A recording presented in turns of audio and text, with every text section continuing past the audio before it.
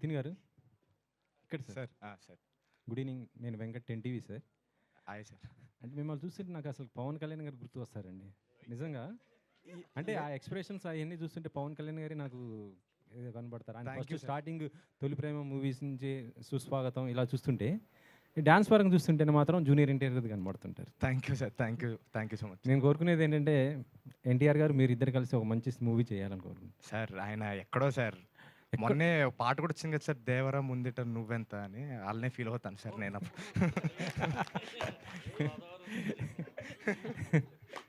కానీ ఏదో రోజు మీరు కూడా అంత స్టార్ అవుతారండి. Thank you sir. Thank you sir. So అంటే మీకు ఈ కథ చెప్పినప్పుడు అంటే బన్నివాస్ గారికి చెప్పినప్పుడు ఆయన అసలుకి బాగా నవ్వి నవ్వి నవ్వి నొప్పి వచ్చాయండి. మరి మీకు చెప్పినప్పుడు మీకు ఎలా అనిపించింది అసలు? నాకు అలా అనిపించింది కాబట్టి ఈరోజు ఇక్కడ ఉన్నానండి. సో అంజి గారు ఆయన నరేషన్లోనే ఆ పవర్ ఉందండి. అంటే చూసినట్టుగా కనపడుతుంది అనమాట సినిమా. సో ఫస్ట్ ఆయన నరేట్ చేసినప్పుడు బీభత్సంగా నవ్వేశాను నేను కూడా. ఆల్మోస్ట్ ఒక 3 గంటలు విన్నాం కదా సార్ ఆ రోజు నరేషన్. సార్ 3 గంటలేం సార్, మీరు చెప్పకండి సార్. సో నవ్వుతూనే ఉన్నానండి కంటిన్యూస్గా. అంటే 3 గంటలు చెప్పారని చెప్పట్లేదు, మధ్యలో మేము నవ్వడానికి టైం తీసుకుంటున్నాం కాబట్టి అంతసేపు పట్టింది. సో తప్పకుండా అందరూ ఆడియన్స్ కూడా అలానే ఫీల్ అవుతారు, థియేటర్లో అలానే నవ్వుతారని భావిస్తానండి. వాసు గారికి సార్, యాక్చువల్లీ ఆగస్ట్ 15th మేము పుష్ప 2 అని ఎక్స్పెక్ట్ చేసాం అప్పుడు కదా, అందరం అదే అనుకున్నాం. ఇప్పుడు ఆయుధ అవగొట్టిన తర్వాత ఎలాగా మీరు నన్ను వేసుకుంటారు, నాకు క్లారిటీ ఉంది. ఫస్ట్ ఆయుధ అవగొట్టేద్దు. అదే అదే సార్. అంటే అంటే ఆ డేట్ని ఫుల్ఫిల్ చేస్తుందా అనేసి అంటున్నాను. అంటే ఆ రేంజ్లో ఈ సినిమా ఆడిద్యా ఎలా ఉంటుంది అనేసి ఏమండి మీరు అడుగుతున్న క్వశ్చన్లోనే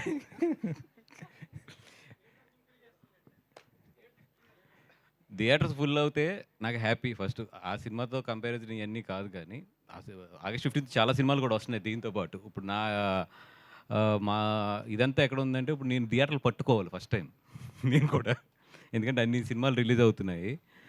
అండ్ సెకండ్ థింగ్ ఏంటంటే ఆగస్ట్ 15 రిలీజ్ చేయడానికి దీనికి మెయిన్ కారణం ఏంటంటే ఇప్పుడు ఇందాకే మన మిర్చి ఆయన మాట్లాడుతుంటే కూడా మాట్లాడుకున్నాం. ఈ రోజులో సినిమా బాగుంది అంటే అది మౌత్ టాక్ వెళ్ళి దాని తర్వాత స్లోగా రేజ్ అయ్యే సినిమాలు ఇవన్నీ కూడా. సో ఒక 1 వీక్ ఈ సినిమా బాగుంది అని జనాల్లోకి వెళ్తానికి టైం కావాలి మాకు. సో నేను ఇది యాక్చువల్ ఏంటంటే సెకండ్ వీక్ నుంచి I'm expecting the revenues. But first week ఏంటంటే ఈ సినిమా చాలా బాగుంది అని వెళ్తానికి I need theatres to get the mouth talk వెళ్ళి సెకండ్ వీక్ జనాల్ని థియేటర్ తీసుకురావాలి. సో ఆ స్ట్రాటజీ మీదే 15th వేస్తే కనుక ఏంటంటే హాలిడేస్ ఉన్నాయి కాబట్టి 2-3 హాలిడేస్ ఎక్కువ.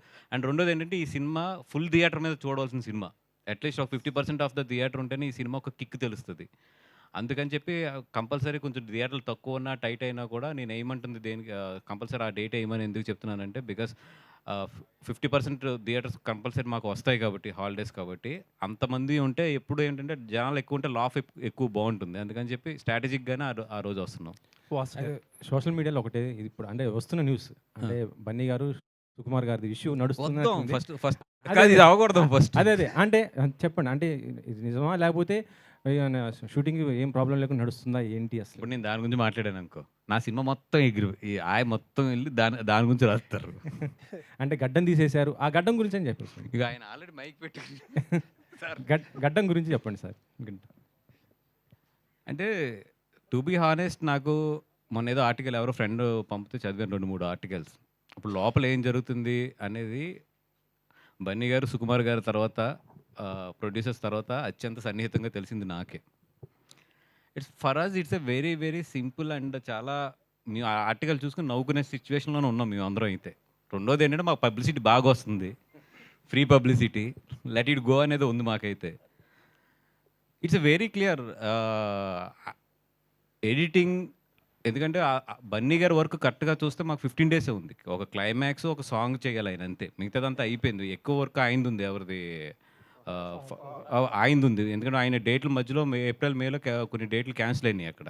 దానివల్ల ఏంటంటే ఎక్కువ వర్క్ ఆయనది మిగిలింది మాకు. బన్నీ గారి హానెస్ట్గా 15 డేసే ఉంది, 15 to 17 డేస్ అంత ఉంది వర్క్ అంతే.